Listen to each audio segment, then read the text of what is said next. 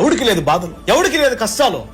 మాట్లాడకరా నువ్వు, అనొచ్చు నువ్వు, నా బాధ నీకు తెలుసా అని అడగచ్చు. కానీ వాస్తవం ఏందో తెలుసా, ఆ మాట నువ్వు అడుగుతున్న వ్యక్తికి కూడా బాధ ఉంది.